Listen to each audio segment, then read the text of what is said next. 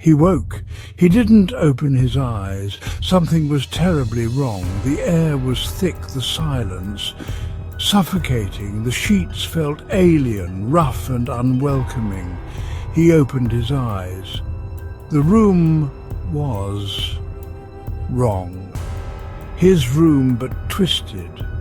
The wallpaper oozed a sickly yellow, the furniture a grotesque mismatch. Panic gripped him. He scrambled out of bed, heart hammering. Where was he? What nightmare had he stumbled into? He stumbled to the door, flinging it open with desperation. A woman stood there, her face twisted in confusion. "Henry?" she asked, her voice trembling. "Is everything all right?" Henry stared at her, dread pooling in his stomach. He didn't know this woman. He didn't know this life. And then a chilling realization crept into his mind. This wasn't his life. The first time was the most harrowing. The terror, the disorientation, the sheer dread of being trapped in a world that mirrored his own, yet was subtly, horrifyingly twisted.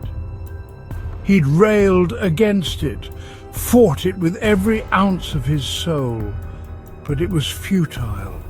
This was his nightmare now. He learned to survive, to piece together a new existence from the shattered remnants of the old. He found a grim solace in the monotonous routines, the eerie normalcy of daily life. Slowly the edges of his fear dulled, replaced by a haunting acceptance. It happened again and again. Each time the world shifted, subtly at first, then with a sinister boldness. Faces he knew became eerie strangers. Histories he'd lived through were grotesquely rewritten.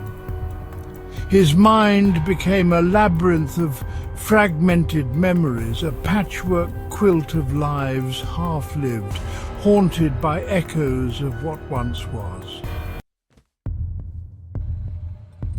He became obsessed with the existence of parallel universes. How could he not? His life, his very being, was a testament to their horrifying reality.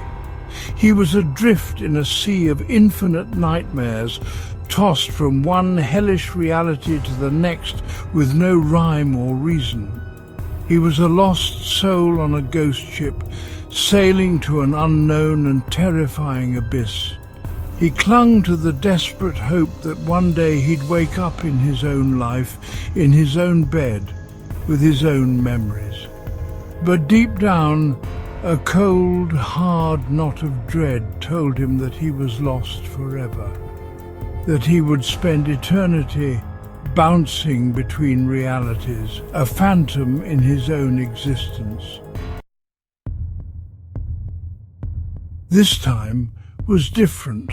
This time there was no one, not a soul. He woke in an empty house, the silence, suffocating.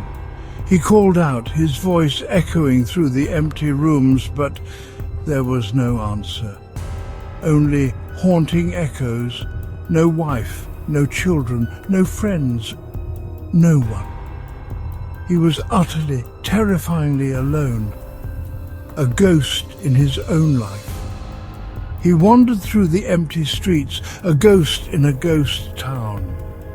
Shadows of a world that once was.